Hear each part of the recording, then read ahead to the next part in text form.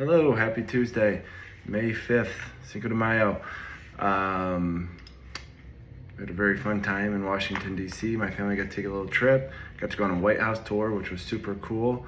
Never been in the White House before. It was short, but it was really cool, especially, thinking all the history that's taken place there. And I had just been in the news quite a bit this week because the King of England was there. So it's kind of cool to be in those same rooms. Today I was going to talk on our Lake County history tour about Kirtland. And Kirtland's website has a long history going back to the Ice Age, basically talking about the glaciers receding and creating the east branch of the Chagrin River. But the first, development of Kirtland as we know it came, as most cities around here, with the Connecticut Western Reserve after the Revolutionary War. Moses Cleveland of the Western Reserve was giving all this area to parcel and sell, and a man named Turhand, Turhand Kirtland, a principal in the Connecticut Land Company and veteran of the American Revolutionary War, purchased the Kirtland parcel that was later named after him. Kirtland Township was initially part of Trumbull County and then Geauga County, and then in the 1840s it became part of the newly formed Lake County. It was early on a farming community with dairies, orchards, poultry, and potato farms. Frankly, we still see a lot of that in Kirtland, including the Lake County Farm Park, so still rooted in that. A lot of apple orchards, Patterson's still going on.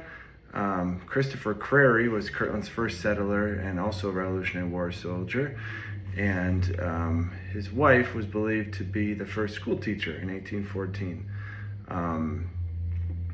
Again, similar to other cities around here, it was a township, and then in 1968 voted to become a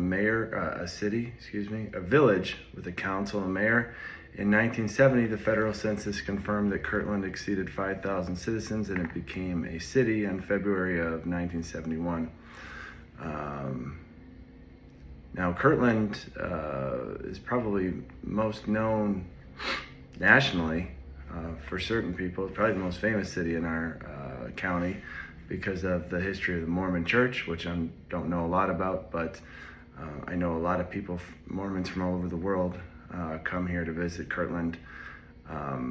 Joseph Smith moved here and I guess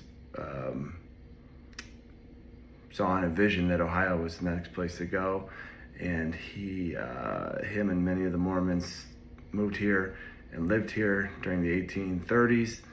He built the temple, which is still up now, and I know this is a pilgrimage spot to many Mormons today. Over there in Kirtland, and it's the temple's on the National Historic Registry. So that's Kirtland. Shout out to the Kirtland Hornets, who won about 7,000 football state championships, and a lot of stuff we love in Kirtland. Kirtland Creamery. Actually, I don't know whether this is riveting stuff here. Is Patterson's in Kirtland or Chesterland? I don't know. Doesn't matter. Still delicious with those apple fritters.